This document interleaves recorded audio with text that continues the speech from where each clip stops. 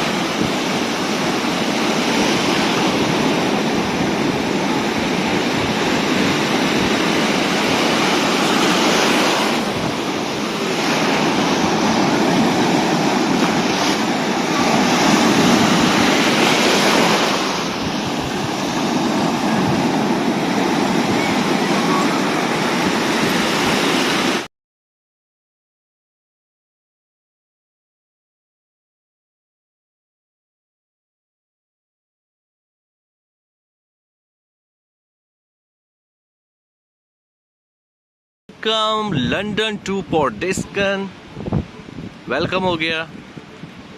और ये बस है जी, ये बस यहाँ से लंदन जाती है।